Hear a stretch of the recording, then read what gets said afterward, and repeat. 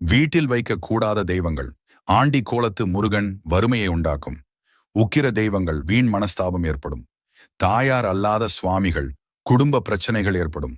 நிற்கின்ற லட்சுமி தாயார் செல்வம் தங்காது. நவகிரகங்கள், கிழிந்த சுவாமி படங்கள், உடைந்த சிலைகள் பூஜைக்கு ஏற்புடையது அல்ல. காளி, துர்க்கை, வாராகி, சரபேஸ்வரர், நரசிம்மர் போன்றவற்றை வைத்து வீட்டில் பூஜிக்க கூடாது. பூஜை அறையில் எந்த சாமி படங்களை வைக்க வேண்டும், எந்த சாமி படங்களை வைக்கக்கூடாது என சில சாஸ்திரங்கள் உள்ளன. அதை முறைப்படி பின்பற்றினால் எப்போதும் நன்மையே நடக்கும். மேலும் வீட்டின் பூஜை அறையில் சனீஸ்வர பகவானின் படங்களை வைத்து வழிபடக்கூடாது.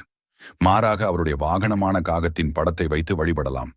காரணம், சனியின் பார்வை நம் மீது நேரடியாக படக்கூடாது. நவ கிரகங்களின் படங்களை பூஜை அறையில் வைத்து எப்போதும் பூஜை செய்யக்கூடாது. நடராஜரின் உருவ படத்தை பூஜை அறையில் வைக்கக்கூடாது.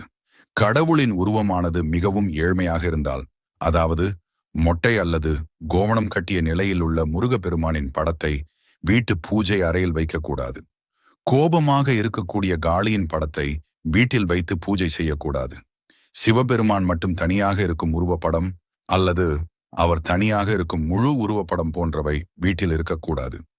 மாறாக சிவன் சக்தியுடன் இருக்கும் படம் அல்லது சிவன் குடும்ப படத்துடன் இருக்கும் படத்தை வழிபாடு செய்யலாம்.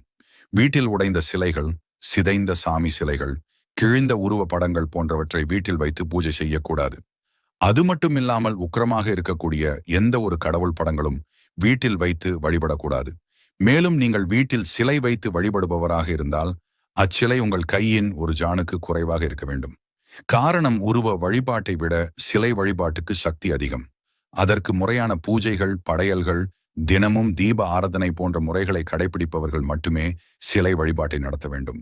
மேலும் இந்த வீடியோ உங்களுக்கு பிடிச்சிருந்தால் லைக்